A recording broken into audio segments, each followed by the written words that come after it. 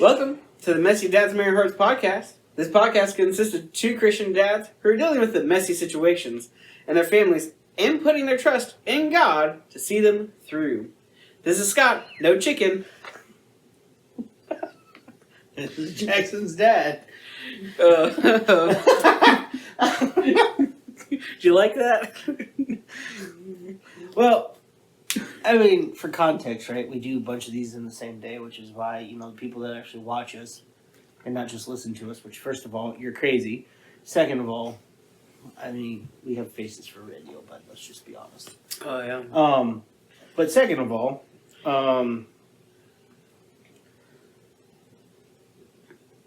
you just had your wisdom teeth out yesterday. By the time this comes out, it'll be several weeks. Oh, true. But the joke was, yesterday is because I was your caretaker for a time. Mm-hmm. I had to go back with you and hear all your restrictions Mm-hmm. that were going to happen. Like, you can't do this, you can't eat that. And the lady said, I believe it was on 3, it was definitely 2, but I think I remember 3 separate occasions that you can eat macaroni and cheese. Oh, she said that a lot. And I'm like, I know why she's doing that, because mac and cheese is amazing. Like, and you're one of the few psychopaths that I've ever met in my life that doesn't like macaroni and cheese. There's literally like 2 of you that I've ever met that's like, mac and cheese ain't for me. Mm-hmm. Everybody else, 99% of this earth knows that mac and cheese is like the greatest comfort food around, and you're just like, ew. So, and like, she kept saying mac and cheese, and I'm like, no. I didn't say that out loud to her. I was letting her get through her spiel. And then she said, in 2 days' time or 3 days' time, probably should have taken your wife with you, because I can't remember the story. You can have steak. Something easy to chew, like steak or pork chop. And I was like,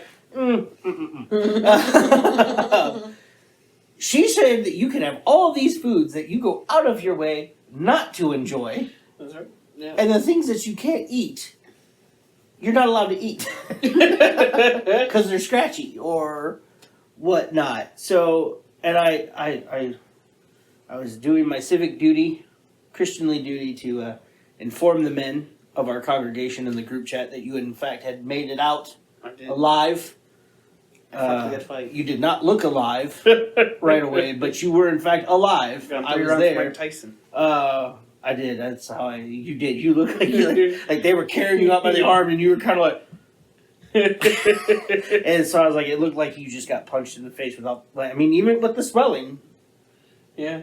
By Mike Tyson, but I informed the men of our congregation of what you could and could not eat, and said that your poor diet had been cut by at least 90%. So, by the time this comes out, hopefully you'll be back on somewhat of a regular, fried chicken without bone in, chicken tenders, whatever diet. But as of right now, I believe your diet is pudding and ice cream. So, well, I told Hannah, I think it was either the first day with all the stuff that the lady said, or yesterday when I had trouble eating cheesy bread. That I told her, I said, just give me a new pair of pants. I'm not going to fit in these in a week. And chicken tenders aren't necessarily good for you. Plus I go a week without eating them. Oh, you're talking about going the other way. I thought you thought pudding was going to make you a balloon. I mean, it's not like ice cream's really good for you. Right. But I told you I got to take... I'm very cautious of... I got to take that mouthwash every time I eat, so I try to... That or the lady suggested to eat kind of around the time that I take the medicine. So, a little bit mindful. I'm not snacking. It is a pastime of mine before the BW, before wisdom teeth removal. BWR. BWR. And the year of the preacher, BWR 1. That, in fact, I had apparently supposedly trained Hannah. We get to our room, kids go to theirs, and we watching TV. And sometimes I'd start it, but other times I'd be content finding her just go, I want some chocolate. I had trained her that at night we eat chocolate. Yeah. Well, now I can't do that for now. But you can get on some pizza. What? You can get on some pizza now, can't you? Well, I tried the cheesy bread yesterday. Okay. And like that's where I said I had to. You know, cheesy bread and pizza aren't the same. This one not so. Granted, it's more like this would be Little Caesars version. This is pizza because they do a Detroit deep dish rectangle, and my cheesy bread wasn't a rectangle. But that's why I typically, and we won't take our following podcast to talk about What pizza is. what pizza. What I is mean, it? that is an essential for parenting, but it's okay. Most kids eat mac and cheese too, but not at your house. Your children are deprived. It's a wonder why they act out when they do. Well, it's so. I want to be clear that his children actually do have a normal diet. They do. And his wife has a normal diet. They just, he's the difficult one. And see, actually, that's more mac and cheese for them. But when I was talking to my grandma on Tuesday, I was telling her about it. I said, yeah, the lady said, you can't eat rice for a whole week. And I said, you know what? I'm not going to eat rice for a whole life. I've done it for 33 years, and I don't think this is going to be the week that I just go, man. Rice is so good. Yeah, well, It's good for you. It's so good.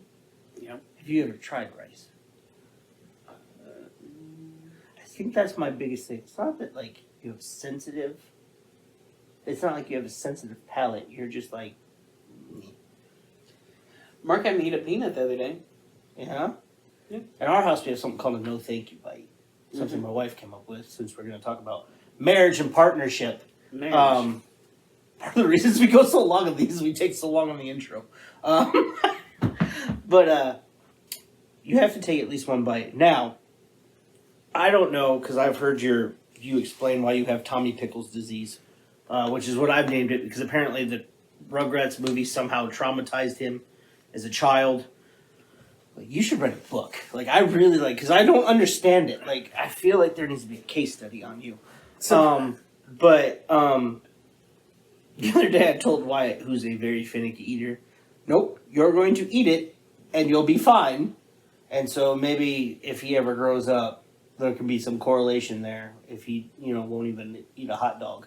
But he barely eats any of that stuff now, whereas Jackson, he eats anything. Jackson wants,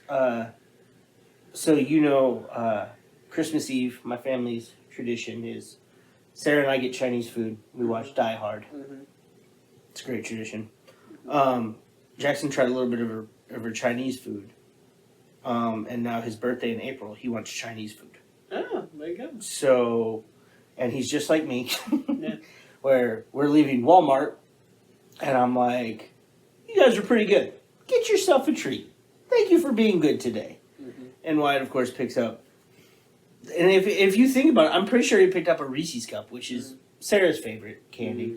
Mm-hmm. Jackson grabbed the bag of the turkey sausage bite things that I like. And my wife's like, no! And I'm like, why? You know what I'm saying? And she's like, well, you got a point. And so there you go. There's marriage and partnership right there. She was thinking in her head, you've been given this golden opportunity to pick any of this chocolate right here. There's Kit Kats, there's Twixes, there's all this stuff. And you, like your father, go right to the jerky section, and that's what you want. Now, to her point, the jerky is a little bit more expensive than the candy bar. Right, yeah. But if my child has an open choice that he can make, and he chooses to go with the more healthier option, I'm not going to be upset by that. There you go. So. Yep, that's you're pretty smart. You got to pay the extra $1 too, but you got a smart son. Yeah, especially because he eats meat. Unlike some people. That's not even real meat. They keep telling me that, but no. Jerky is delicious. My son, maybe plural, specifically the middle one, he really likes jerky. The other one probably have it, but yeah, whenever, so like when we stop at Buc-ee's on trips or this stuff, that's what. So again, just briefly, I stopped at Buc-ee's, was going to get my kids, they weren't with me, different things. I got my middle son, I got him jerky, and my youngest, I got him Band-Aids. So, there's the differences in my children. He's our Band-Aid kid. I like that Marshawn is the Band-Aid kid because he needs them everywhere. So one year for a stocking stuffer, we got Wyatt Band-Aids, and they had PJ masks on them, and he was young enough that he thought they were stickers. Oh. And we're like, no, buddy, those are Band-Aids. Like, we only use them when we need them. And that was, I don't know, we opened presents at 8 in the morning ish, a little earlier probably. Between 8 in the morning and 8 p.m. when he went to bed on Christmas Day, Sarah and I were shown no less than 15 invisible injuries that required a Band-Aid immediately. So. Well, hey, that's it. That's, Phil just did a devotional. It'll come out from today, live. It'll come out next week. But yours just came out. It's up there. Yeah. Yep. It was a good one. I listened to it on the way here, actually. Thank you. Yeah. It wasn't bad.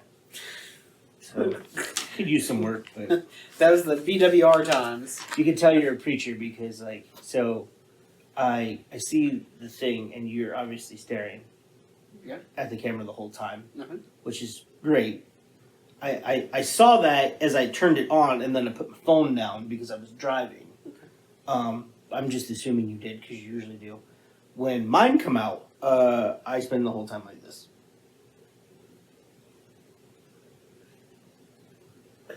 So, not a public speaker. Right. Yeah. When you I write it down and I read it and then I lose where I'm at, and so it takes longer. But kudos to you. It's a skill, partner. It's a skill. Oh, thanks. That's can't get our 3-sentence introduction down, but I can. Well, the funny thing, so I've read a speech at 2 funerals. My grandpa's, where I brought the house down, I killed. That's it, Samson. Actually, many people are like, they should have just ended after you and not did the eulogy. But, because, that was really whatever. I wrote one for my mother-in-law. Not from me, per se. It was definitely whatever, but it was for Sarah, and her dad, who could not bring themselves to speak. I spoke for Sarah. Let's say that. And I wrote this speech, and I practiced it. And I literally got it down to where when I walk our street, it takes me 35, 40 minutes to walk to the end and back. And I had it down to where, I was giving this speech without my paper and just talking, and it was just fine. It took me 35 minutes to do, well, not even that long, 20. If that, you know what I mean? You don't want it to be, it wasn't actually the eulogy, and I got up there at the day of her funeral, couldn't remember a thing of what I rehearsed, and ended up just kind of trying to read it, so it's a skill. Well, with that introduction, A fat 15-minute introduction. That real quick, come on, bullet points, rapid fire. We talked about marriage, talked about mother-in-laws, father-in-laws. All right. So marriage and partnership, growing together in Christ. So that's when we talked about parenting. We talked about children and stuff, but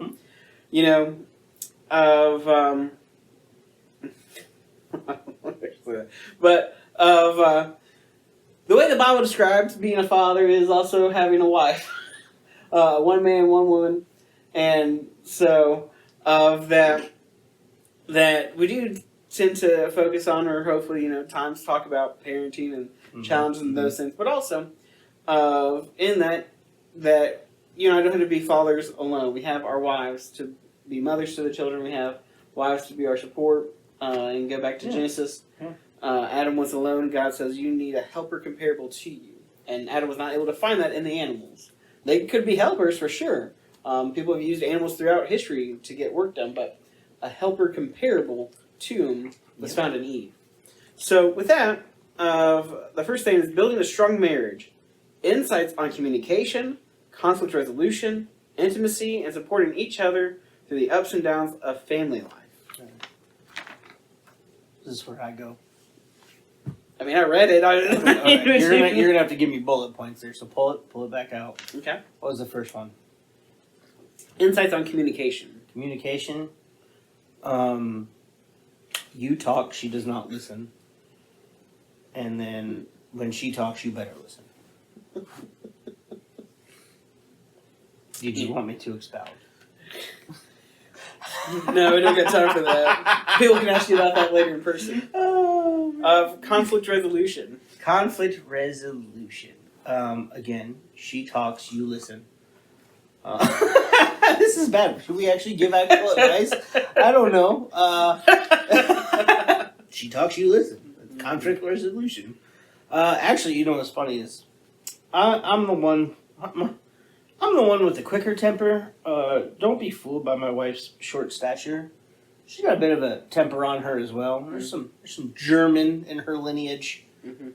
But when we first got together, you know, as if every couple does, when you're around somebody all the time, they kind of start to drive you nuts all the time, and so on and so forth. But when we would get in an argument, when I was mad, like mad at her, my default is I'm walking away. I'm walking away because I do have a temper. I realize this is a thing that I have worked on, but when I get mad, it shows. And so I would try to walk away. My wife, being the fixer, this was not okay with her. We needed to fix it right then and there. She could not stand, and it wasn't necessarily because it wasn't don't go to bed angry. It was she can't stand anybody being upset with her, even in the slightest. And she'll tell you that. She'll probably get mad at me for saying it out loud like this, but she'll actually, like, she's admitted it. So she would constantly, like, I'm walking away, she's following me, which is making me more mad. She had to learn, like, it was a, how do I want to say this?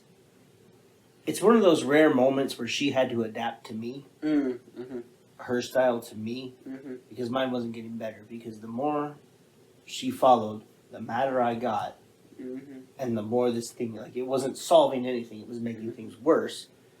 She's done a good job over the years of getting me my space, and I've done a better job of getting to a point of having conversations sooner. But that's still very much in my court. When it comes to her, we don't have many conflicts on our children, which is good. We're very much on the same page. And I mentioned, you know, like, her mom passed away a few years ago. Her and I were both going through some mental stuff. Me from other stuff. Not that I was happy that her mom passed away. I was very sad, obviously, but obviously that wasn't having the effect. You know, there was different things affecting us. She was going through that. You know, there's trauma with her mom, and I was dealing with some other stuff and some other situations and stuff. And we ended up seeking outside help, separate, which in turn helped us. So we're actually doing really well, a lot better than we were. And I didn't think we were doing bad before that. You know, and I still don't think we were bad. You know what I mean? Like, we weren't on the verge of divorce or anything like that. It's just we're more open with each other. She still has a tendency to. I got her to say this one time, like, you know the old adage, like, you're driving in the car. What do you want to eat? I don't care. What do you want? I don't care. Right? I got her to admit one day out loud that I was like, here's the problem. When you say you don't care, you very much care. Especially when it comes to something like where to eat, right? Something trivial like that. When I say that I don't care, I really don't. And this is where I got her to spill trade secrets. So, ladies, if you're upset, see Sarah Hill, Tolliver if you need her maiden name, to narrow it down, because Hill's kind of common. She said, well, you have to care. It didn't make sense to her that literally Mexican seafood, barbecue, yeah. whatever, I really did not have a preference on what we ate that day. And here's the kicker. When I do have a preference, like, I'm craving some barbecue ribs. Mm-hmm. Or, we talked about Buc-ee's. Mm-hmm. Buc-ee's in the morning has egg and brisket tacos. I love breakfast food. I love brisket. Mm-hmm. So when I'm in the vicinity of a Buc-ee's, I want to go to Buc-ee's in the morning. Yeah. But so on and so forth. But that's where she spilled it. That, like, the ladies, they don't actually believe us. They think that we actually do care when we don't. So take that for what it's worth, fellas. Again, you're welcome. Insiders seek You're trade. welcome. I pried and figured that out. So there you go. That's from me to you. And ladies, direct your hate mail towards Sarah Hill. Again, Hill-Tolliver if you need to narrow it down. And I'm sure I'll hear about that later too. Every 10 years, we'll get a new secret amongst the women that we'll update our fellow men on. Sure. I don't know if it's every 10 years. I just kind of... I was having a clever day and I tricked her a little bit, so... Wow. Keep us updated. Us men would appreciate it. I'll try to have another clever day soon. That's funny. Yeah, I'd say insights on communication is just that, and where did this come up? This came up with, I was doing a Bible study at Primrose and talking about inspiration and talking about people who write books or even do art, and that people will look at said book or look at art and go, oh, well, it means this to me, or it's this, that. And maybe that's what it means to you, maybe that's what, but is that what the author intended? And so, and I use that to say about communication that, and just what you said, of Hannah can tell me something, but I might hear it differently, or vice versa. I might say something to Hannah, and that we've tried to practice or learn of, okay, so here's what I heard you say. Mm-hmm. Is that what you said? Mm-hmm. Or is that how I interpreted it? You know, so, and that communication skill because of, well, we're talking, right? We're communicating, but are we actually communicating the thoughts and ideas that we want to communicate? I've read it somewhere. It's like 70% of communication actually isn't done with words.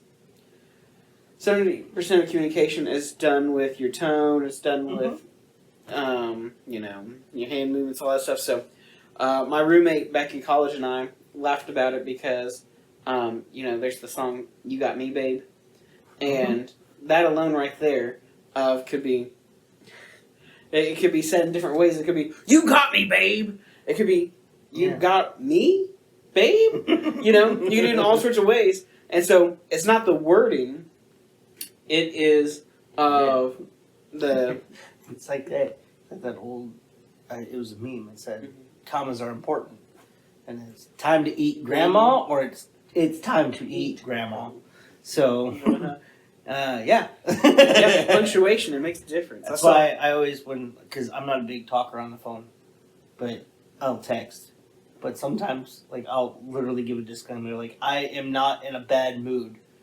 I just know how things come across, and text message can always be skewed because you can't hear my tone. Oh, yeah. Or see any of that thing, so it's very emotionless. So it can seem like, is he mad at me? And like, no, like. Yeah, but I think that's the millennials get accused of in texting a lot with facing. I think I do that a lot of just so people know that, hey, listen, this is said just like if we were in person. I have a smirk on my face or those things. It's not. To my introvert self, the day I got a phone with texting on it was like Christmas. So.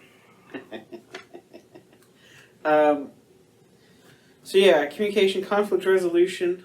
I don't know. I think kind of do that with communication, but or what you brought up, and I think you and I've talked about this before. I think a little bit the same way and not in the last episode we talked about that. Yeah, there are times when I get upset, and if I'm upset with you, why would I want to be around you?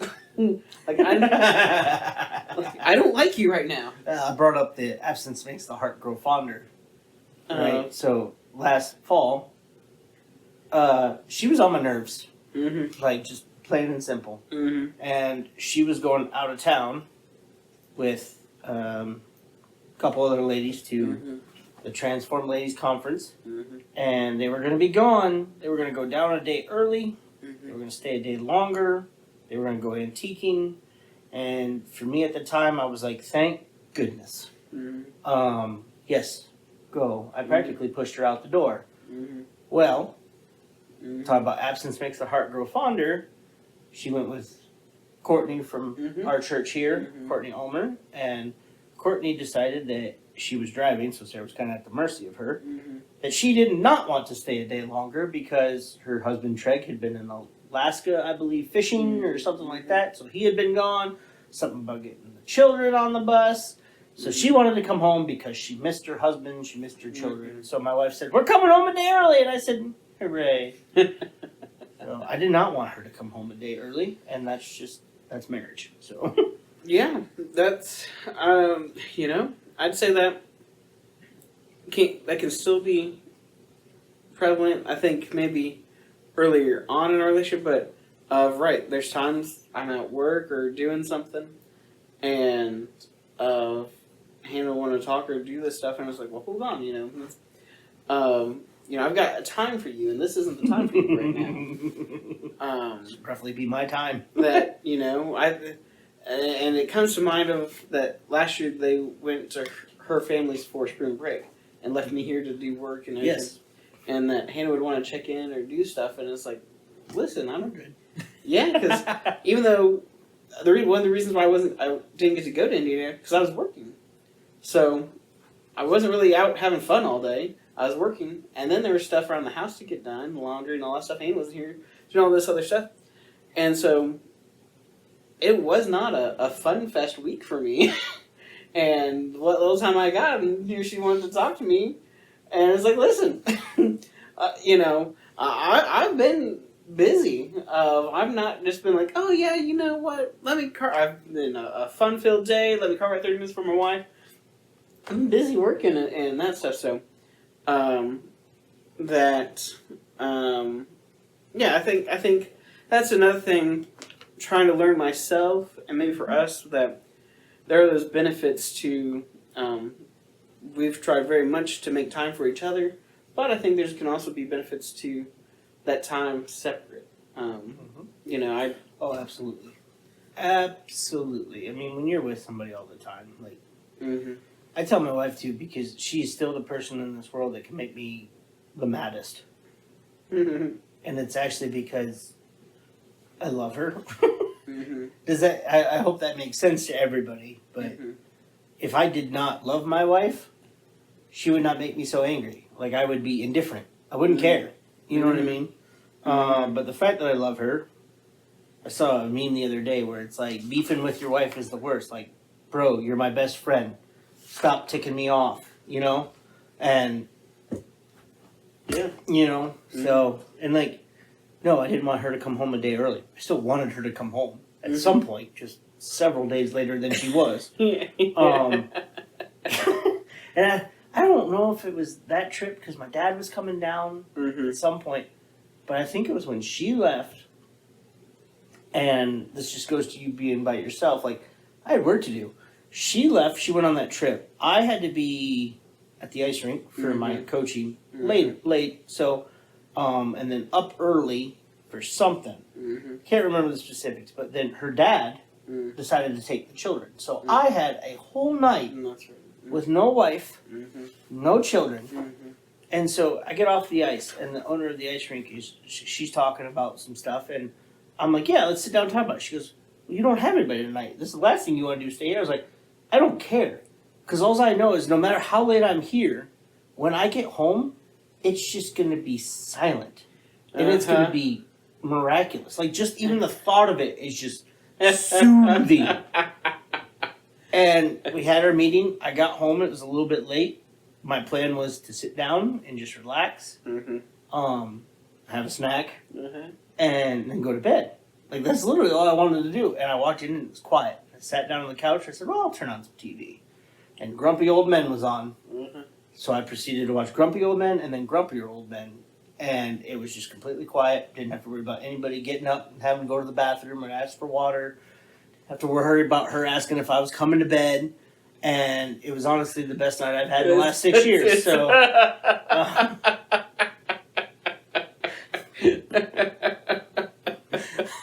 we're simple creatures. Yeah, I mean, and again, I've been married long enough now. Like I told her that was the best night I've had in a long time. So, my grandma asked me one time. She's like, "Do you remember a time? I think it was on one of our anniversaries before you were married." And I said, "I just remember it was a lot quieter." I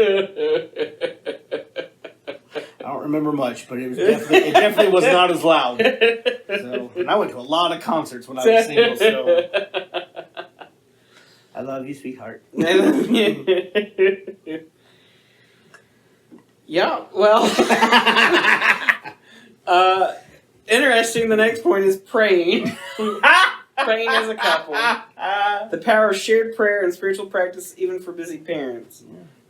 So again, I think, I talked a little bit about marriage, but then also the parent side of it. And we've gotten out of practice of praying together at night together. But like I said, when we're having a meal together, we'll do it that way. Sometimes Hannah will ask me specifically to pray at night if we're still both awake and those things. But we have gone through some tough times of that. We grew up in Indiana. We got married and moved to Florida for 2 years. We moved to Ohio. Wasn't really around any family. Again, like I said, it's now been 3 years. It's just over 3 years that the kids have moved into our house and those things. So, the challenges that come with that and everything else,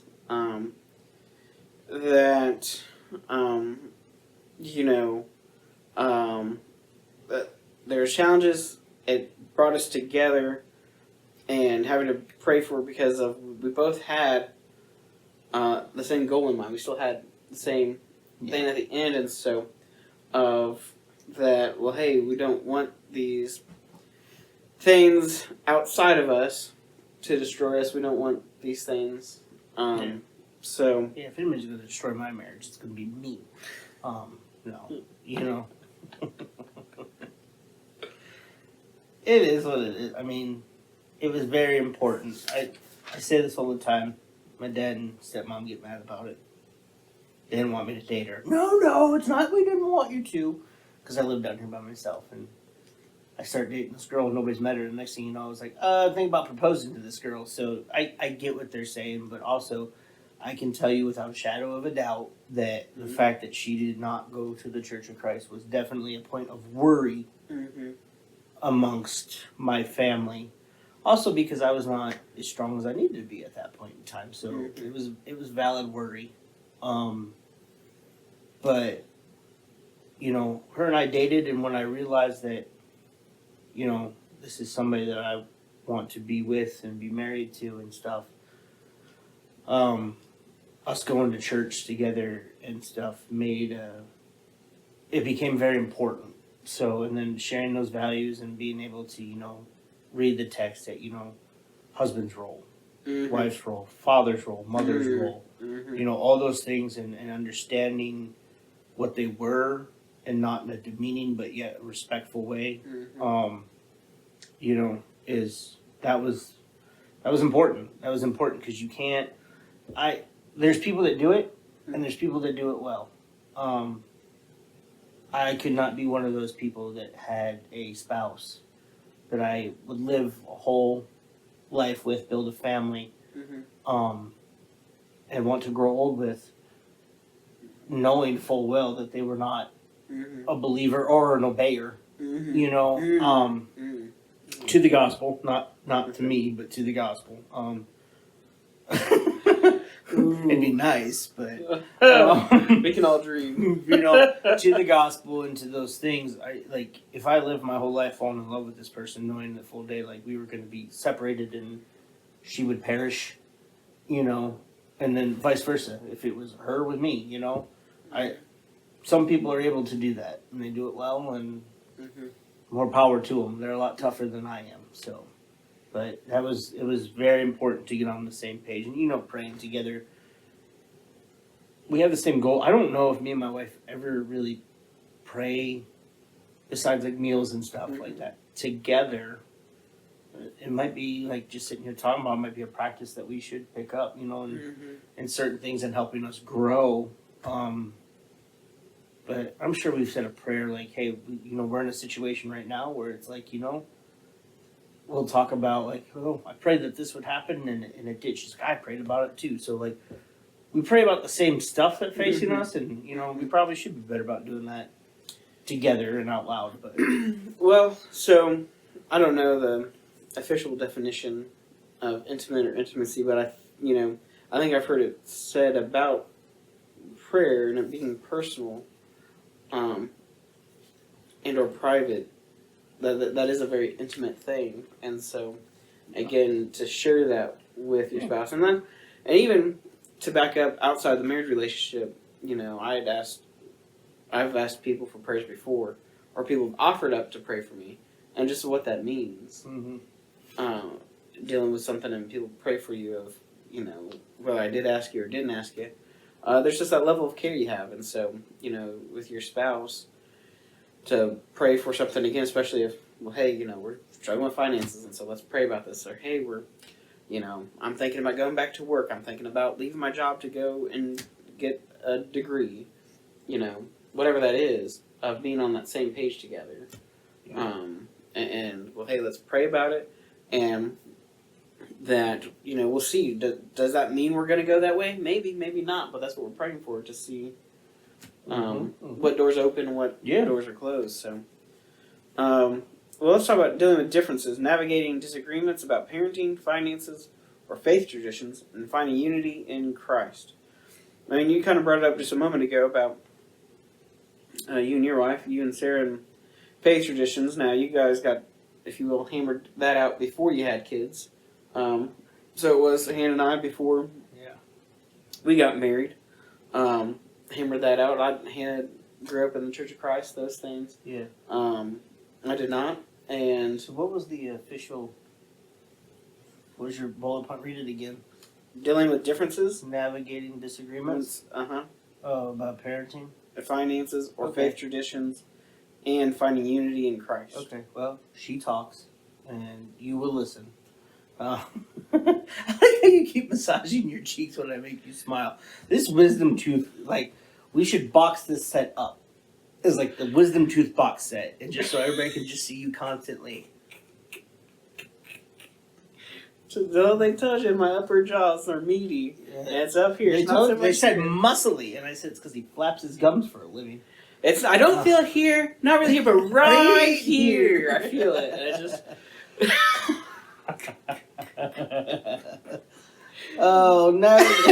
Navigating disagreements. Listen, and actually my stepmom has said this too. I hate the term happy wife, happy life. Because not always what makes her happy is what's for the best. And we'll just put it at that. And my wife, I mean, and there's no shade about this. She does a very good job. There's things that she really wants. And I think, and again, you'd have to ask her that I try, to do that. But,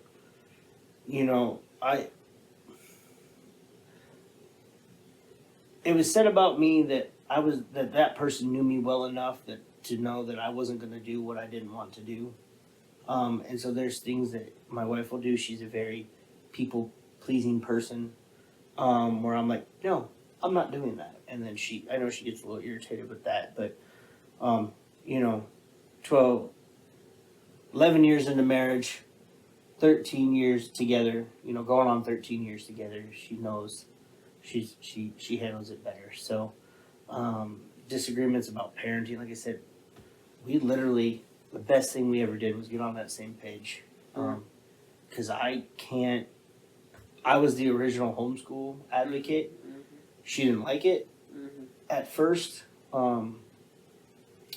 We did some things after that, and she got convinced by other people saying what I had been telling her, but they have degrees, so they were apparently trustworthy, and I was not. But her parents still went ballistic about it, so, and she was worried about that, and like, a very key, again, if they both listen to this, or again, her mom is no longer with us, who knows what her dad will say, but one of the biggest issues has been, kind of setting that boundary for her parents, especially, that they were not a part of those decisions. They could have opinions to tell us, but they didn't have a say in the decision. But in the last few years, we've gotten very, like, that was in the beginning. Finances, that was something we had to work out. It did cause, I don't want to say issues, but whatever. I'm just reading what it says on there. Faith traditions, again, we got on the same page in, how we wanted to find or follow the Bible and what we thought was right. And finding unity in Christ. Well, it kind of goes to the faith. Yeah, it kind of goes together. So, her church that she grew up with was very faith driven, and her grandpa being such a big part of that church and stuff, it was good. But I like to think that my wife is actually a very good free thinker. Because, like I said, I thought it was going to be years to turn. Then it feels bad because they're not bad people. They're just, and so. You thought it was going to take years to teach her. Yeah, and so that just sounds bad. Like she was. For her to learn the truth. Yeah, that just sounds bad that she was stupid. I mean, that's probably how she'd say it, though. So I hate making her sound like that, but, Well, there is. She just read. Like, she literally, like, I had nothing to really do with it. Hey, help me. And, I'm trying to think. Now I can only come up with the one word. There's a word to describe someone that's without knowledge. In fact, so yeah, having 3 kids and having 2 older, or the youngest, if he doesn't do well in school or this stuff, sometimes they get said, "Oh, you're dumb," or this stuff. Sometimes he repeats that, "Oh, I'm dumb," and this stuff, and that Hannah will come in and, "You're not dumb. You just don't know it. Yeah. You're not knowledgeable of it." And so, and that's what I'd say with your wife or other people. It's not that you're dumb. It's that you're without knowledge. And so, you just don't have that understanding. Yeah. And so, you talked, whether it's here on the podcast or in between the breaks, talked about the devotional and being a speaker and those things, and that I could probably go out there and do that now. But don't send me to NASA and get the rocket into space. Right? Because then I'm the big dummy. All right? Yeah. Right? We always joke about me being a big sports guy, right? Don't you dare take me to your ice rink. I've never put on ice skates. Don't have me go out there. I've never skated on ice. Don't, show them a slap shot. Okay, don't, you posted a video something about some arm bar or something. I don't know. Okay. Since we're already running really long, I'm just going to leave it alone, but it's not armbar. All right, well, whatever. But, yeah. All right, so that's our 2 different worlds. That's our, that's just, I'm without knowledge. All right? All right. Funny. All right, good. But, we've, most part, I think, have been on the same page of finances, and have both, been trying to do that. Parenting, we try to come at it from a Christian standpoint in this, and so there's that unity. But there are things here and there that, well, I wouldn't have said it that way. I would have handled that situation maybe a little bit different.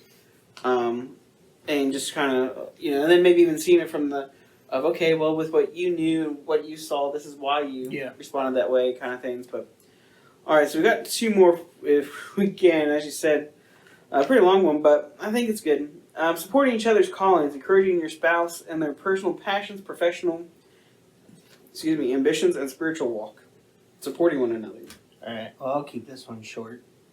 Trying to save a little time, when I was bullied into being a deacon by the preacher here. One of the knock your teeth out. I shouldn't say bullied. I should say harassed into being a deacon. Ow. I said it was gonna be quick. There was a couple conversations. I was very apprehensive about. It wasn't that I didn't want to do the job. It was, could I do the job, and what does that mean for the rest of my family? So we had to have, same with Hannah. That there's a deal of pressure and stuff with being a preacher's wife. There's or expectation. There's pressure and expectation. There's an expectation of being an elder's wife. There's an expectation of being. I thought, and part of it is this, and again, this is personal belief. Like being a deacon, like I'm not comfortable in front of people, like talking. Like I can't get up there and just but I do it, and I make an active, and hopefully I get better. You know what I mean? And but that was okay. Do I want to take on this role because this means this? And there's nothing really biblical about it. That's just how I felt that I should have been acting, right? And so there's a way. Okay, when I take this on, this is what my wife needs to do. This is what I would expect of my deacons' wives. And like you don't want to put it on one person. We have many men and women around here that take on active roles in certain things. In worship and outside of worship. So this is what I want her to do, and to make sure that she was comfortable with that was absolutely, a priority and stuff like that before I took the job. So you need her support. Yeah, well, and I need to support her, and she started the ladies' coffee and stuff, and that was partially my wife works 50 hours a week, and then she does these things, and it's like, this is the expectation we have. I need you to do this, especially deacon over fellowship. We need, I would like the men do things, women do things, we do things all together. The golden agers, the young ones, I think there's a place for all of that, But as I said to Dave when he said we need something for the golden agers, well, I agree, but I am not a golden ager quite yet. I'm close, but I can't participate. And then, despite what the world would want you to think, I'm not a lady, so I cannot participate. You heard it here on the Messy Dads podcast. Andy Hill. I cannot participate. So, take that for what it's worth. Like, she has a role in that too. So, that's actually helped us support each other a lot better in our faith. So, if that makes sense. Yeah, I've had. If you will say, Hannah supported me going to preaching school, those things, being a preacher. But Hannah had a job when she got 2 jobs here in Somerset. She left the school during COVID, got a job at another restaurant, and that was going to close up. And I was also asking for her. We just had the kids, and for a year, I guess. And I said, listen, I'm trying to do my work and everything, but I'm also trying to take care of these kids. I'm not able to, I need your help and support. So she helped me with that, but then she was needing more than just that stay-at-home mom role and position. And so of encouraging her to look at some possibilities and do those things. And she's now got a job that is very good for her and that she really enjoys. So. And last thing is faith during hardship. Stories of perseverance through infertility, illness, loss, or other difficult seasons. And I do apologize. I don't mean to laugh at the infertility thing. I just, as we said, have been out of recording this podcast for a good while.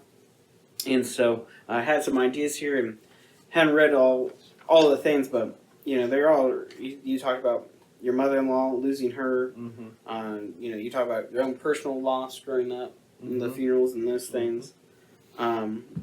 But yeah, during those times, so absolutely, whether it is that Sarah's down for the count, and that means to pull that little more extra weight. Yeah, I mean, or you're down and out. You've become one, so Mm-hmm. your issues are her issues are your issues. Mm-hmm. Her grief is your grief. Mm-hmm. Again, like I read for her mother-in-law, or for my mother-in-law, Mm-hmm. Because she couldn't. It's not that I wasn't upset, Mm-hmm. but it was definitely easier for me Mm-hmm. to do that, not having that type of relationship. And I mean, I've said it. Like her mom was a pain in my butt. Like Mm-hmm. that's in-laws. Like, you know what I mean? It comes with the territory. But I didn't wish death on the lady. Like I really wish she was still here. I wish she was still with her daughter and her grandkids and stuff. Oh, I want yeah. to make that very clear. And I did enjoy her. Didn't like vacationing with them, but that's hey-o. No, that's bad. We're at the end of the podcast. Yeah, we're at the Say end. what- And nobody's listening anymore. We're going on an hour, so nobody's listening. No, it's but that was something like I had to step back from a few things that I was doing because of that. Now, did that affect me personally that I couldn't do those things? No, Mhm. but it was definitely going to affect the amount of support Mm. and stuff that I needed to be able to give to Sarah during that time, because she was going through that trauma of losing that, but then also supporting her dad, who was going through a different set, but yet equally, if not more, set of trauma. You know what I mean? And so she's dealing with her stuff, taking care of him. So like you're kind of on that back end, and so like. Yes, I was sad. It did affect me emotionally. Her mom was so young and stuff, and my boys loved her, and Sarah loved her, and I was pretty fond of her. I loved her. Yeah. She didn't like me very much, but I liked her. No, I mean, I'll be, if anything, I'm honest, right? So, it wasn't because we were bad people. We just had clashing personalities. Right. And so it wasn't a dislike or a non-love. It was just kind of a, why are you being so difficult? Type of deal. But, yeah, you have to be the anchor for your spouse going through that. Now, someday, like, I have, when my grandfather passed away, she was that for me. I have people that I'm closer to that I will be in bad shape, and she's going to have to be that anchor for me. So, that's just is what it is. So. Yeah, I think so. Hasn't happened yet, but I think, and maybe I said this wrong at one time, but so my grandma that I call every Tuesday, and just had her birthday last year and turned 80. But there's gonna come a Tuesday where we don't call each other. Yeah. I call my grandparents on Sunday nights. Yeah, So. I think this is where it's came up. You and I had talked about it. Yep. There's gonna come a Tuesday, and there's gonna be no phone call, and of that we're separated by 6 hours, separated by time zone, and these things. But my grandma will talk about, she helped babysit me growing up and the time we spent together and all those things. And so I spent most of my weekends over at their house and these things growing up. And it will be a challenging day. It won't be the first loss in my life. But to go back home to Indiana and for her to not be there for her and those things. And so, it is. There's definitely ones that will hurt more than others, for sure. So, And so that's hopefully, as we just talked about, marriage relationship with a helper comparable to one another, comparable to you, of that, hey, you're going to need that support, you're going to need that help, encouragement, and that you and I hopefully have found that person that can be there, that we can then also be that person to them when they need it as well. So, well, we appreciate it. No, it was long, but pray again that it was great for you. Thanks for listening. Thanks for watching. Hope you learned some things. Hope you got to laugh around with us. Join us next week for the Messy Dads Merry Hearts podcast. See ya.